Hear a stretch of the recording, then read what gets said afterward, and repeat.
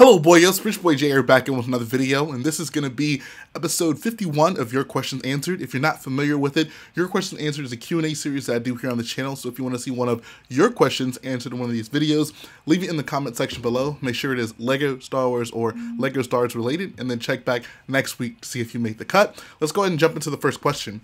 Comes from the Dark Side Warrior. He says, with no new Star Wars movies coming in the next 3 years, what could we expect to get from LEGO in the wave that is usually taken up by the new movie? Great question. I think what you could honestly expect to see after episode 9 comes out is, of course, like next year we're going to get probably a January wave of episode 9 sets. Maybe in spring we might get a couple more because, you know, it's going to be a pretty big release. But after that, for like the time that Force Friday would typically take up, I would just expect to see maybe a more diverse and well-rounded group of sets. I mean, depending on like what Disney decides to do with the Disney Plus shows, we could see stuff like that taken up by like maybe a wave of Clone Wars sets or a wave of sets from the Cassian Andor series that they're going to be coming out with. I think that we'll see probably more just sets that kind of fill in blanks that we haven't gotten before. For example, with like Obi-Wan's house set that's going to be coming in January, I think we might actually see more sets like that, because I mean, without the big movie release, there's not going to be a huge marketing push, so LEGO is going to have maybe a little bit more freedom to do stuff like that. So I think it's going to be an exciting time for LEGO Star Wars fans. I personally have no problem with them giving us these big movie waves, because like back in the day we would have to wait forever to get like a well-rounded group of sets for a film, like with specific characters and stuff like that. LEGO has pretty much given us like all the main characters from these new movies pretty much right out of the gate, aside from Saw Gerrera. But I like that. I like that approach. It doesn't make us wait too long. But the refreshing thing kind of moving past that will be maybe we'll get to see some sets that we haven't gotten either in a long time or that we've never gotten at all. I'm thinking like an updated Bounty Hunter Pursuit set. I'm thinking literally anything from Camino. These are all positive things I think we could possibly get.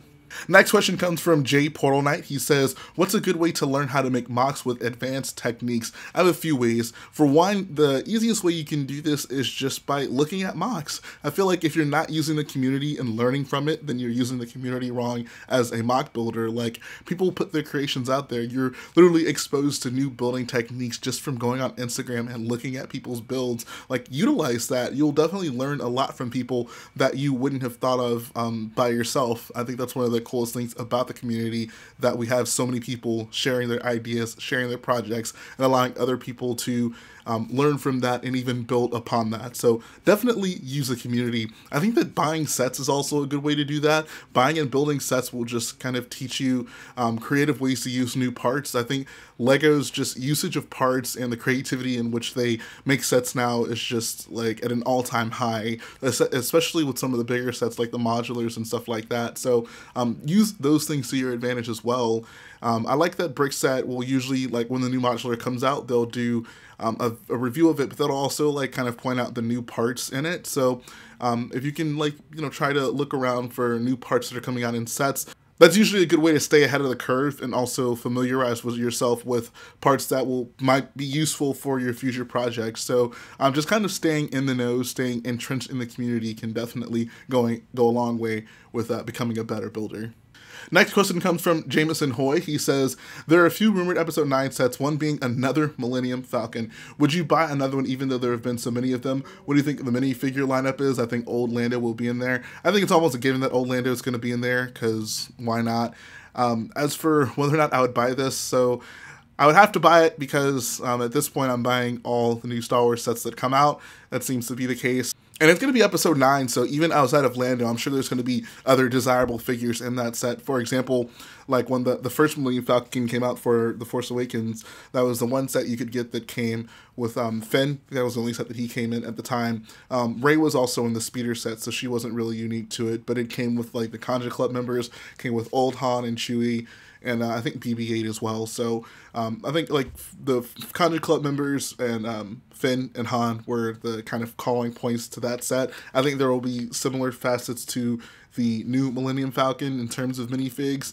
And I don't know, I guess it'll be kind of a nice little, like, okay, this is the last Falcon you'll get for a while, guys, hopefully, until the next one comes out. So I think if I wasn't like actively trying to buy all the sets, I'd probably just try to hunt down the figs from it. But I really want to get like the entire episode 9 wave the day it comes out, so I'm gonna end up buying it because that's apparently what I do now. Next question comes from Frank's Fantastic Bricks. He says, have you ever gotten a garage sale Lego find deal or even a collection given to you before? By the way, Starkiller looks nice. So, I mean, I used to be really, really good about like looking for garage sale deals, looking for like Craigslist deals, looking for deals in general at like thrift stores. And I ultimately decided to stop. It is just so overwhelming. It's very time consuming, especially if you live in a big city like me, driving around town, looking in thrift stores, trying to find deals of like rare Lego sets. And I mean, it's just, you have such a small percentage of finding them that like you ultimately end up putting in far more work and time and money for things like gas, where you may as well have just bought the set like online as is. So I mean, back in the day I was so into doing that because there was just a certain thrill of, you know, stumbling upon a rare Lego set. Like you see people post stuff all the time, it seems, on social media, but in reality your chances aren't high. Now if you're the type of person who enjoys doing that, then I mean, by all means go for it. Like if you like it, if you have the means to do so, then it could be totally worth it whenever you do end up finding, you know, that one or two like really rare sets for a ridiculously low price. But for me, like I feel like those days are kind of behind me. I'm not really one nowadays to like go down my way on Craigslist and garage sales and look for stuff. Honestly, most of the old sets that I really want, I have at the moment, and anything else, like I'll just kind of let come to me at some point if it ever happens. Next question comes from Daniel Aguilar. He says, would you rather have a real lightsaber or have a real pet porg? I'm honestly gonna have to go the lightsaber, even though porgs are cute and perfect and we don't deserve them. I have no interest in having an actual pet. I don't want that responsibility, but I will totally take a lightsaber. It is the ultimate weapon of defense, and who's gonna mess with you when you got a lightsaber hanging off your hip? Next question comes from Playing with Plastic Productions. He says, what did you do when most of your friends stopped playing with Lego? So I really didn't have a ton of like childhood friends who were into Lego. I basically had one other friend who was into Lego, and he didn't even have like a big collection or anything. He was basically into the Lego Star Wars game, and he's the one who got me into the Lego Star Wars game. And I'd already had Lego stuff, I just didn't have really any Lego Star Wars stuff. So after I played the game and kind of fell in love with Lego Star Wars in general, I started buying sets. And actually for his birthday, I think I got him his first Lego Star Wars set, and then he ended up getting like a few sets after that. So he was really my only like quote unquote Lego friend. So like once I graduated from the 5th grade, I actually ended up going to another school, so we kind of lost communication through there. So I guess that was kind of when I stopped having friends who were super into Lego as much as I was. And then I think once I got into 6th grade, like I was buying sets, but I didn't really relate to many people in my class at that point. I did end up making one other friend who was into Lego, but he wasn't really buying sets.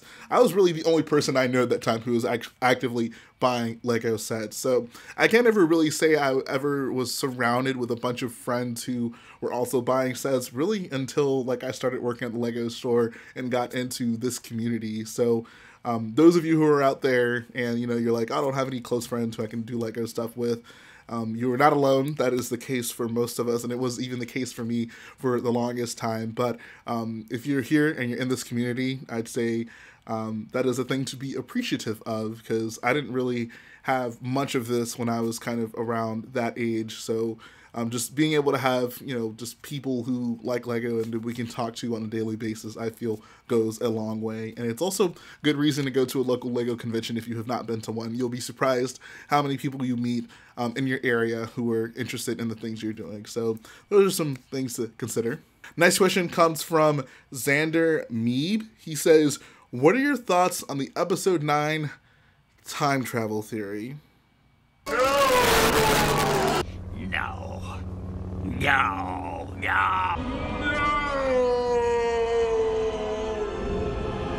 Next question comes from Carter Deering. He says, what do you do with the battle pack builds you don't use? This is a good question.